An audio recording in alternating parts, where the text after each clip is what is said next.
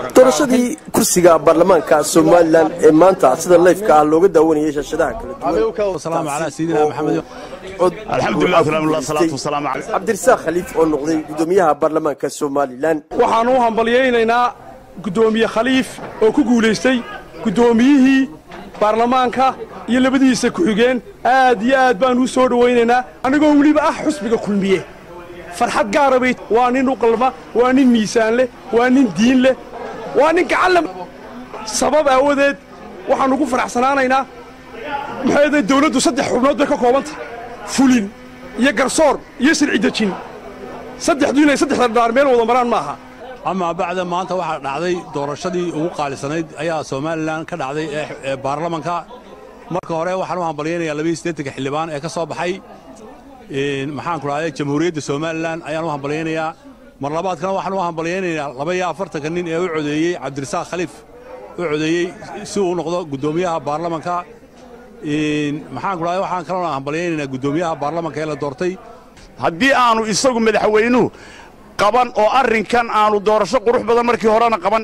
imikana aanu qabanin oo kal fadhiga maanta fadhiga aanu madaxweynuhu ka daacadahayn sida quruxda badan umay dhacdeen waxaan ka codsanayaa gudoomiyaha la doortay waxaan u sheegayaa nin waliba fikir buu aaminsan yahay nin waliba waxbuu caloosha ku wataa adiga maanta ha ku xukumo waddanka cadaaladiisa maanta xilka lagu dhiibay waa xil aad iyo aad u culus waa halka ugu sarreysa dalka waa sharci dejintii waxa lagaaga baahan yahay inaadan ku qancin kuwan xildhibaanada maanta adiga laftigaaga ku doortay nin waliba waxa uu caloosha ku sitay inaadan u yeelin in dalka sharcigiisu ku hogaamiyo dalka sharcigiisu ku hogaamiyo ilaahay baa kugu eegaya xisbi maanta ma tihid runtii nin cid kale ka tirsan laakiin maanta waxa tahay koob iyo 28 xildhibaan ninkii hogaamin lahayd inaad ku hogaamisid maantana doorasho taariikhi ah oo si aad iyo aad u dimuqraadi ah u dhacday nimankii la doortay ee gudoomiye Khaliif uu kamid yahay labadiisa xogeenna waan hambalyeeynaa kuwii laga helayna waan hambalyeeynaa koob iyo 80 meesha yimi ee xildhibaan la dhaariyay sida wanaagsan u agaasimay waxna waan hambalyeeynaa gudoomiyaha maxkamadda sare iyo gudoomiyaha golaha guurtida ayaguna soo agaasimay iyo madaxweynaha iyo dhammaan Soomaaliland horta aad iyo aad baan u hambalyeeynaa doorashada dhacday ee cadaaladda ku dhacday ee bilaa falagelinta xukuumaddu sida fiican ay u qabatay Soomaaliland oo dhan ayay u yihiin baarlamaankii shirgudoonkii marka waxaan leeyahay haddii nidaamkii lagu doortay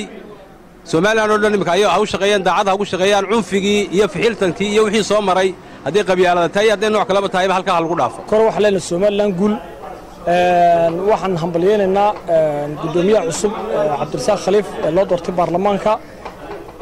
waxa kala hambalyeynaya dhammaan xubnaha 28 xubnood ee loo doortay iyagana baarlamaanka Soomaaliland oo iyagana maanta la dhaariyay waxa leena hambalyo waxa la idinka filayaa waa horumar iyo waxaan ku dhahday wax qabad iyo inaad dadkiina soo doortay u hiilisaan wax ku celisaan waxaan halkan hambalyo uga diyaar shirgudoonka la doortay ee Jamhuuriyadda Soomaaliland guud ahaan 28 ka mudane ee yahay baarlamaanka iyo gaar ahaan shirgudoonka uu shirgudoominayo gudoomiyaha cusub Cabdirasaaq Khaliif Axmed oo leenahay hambalyo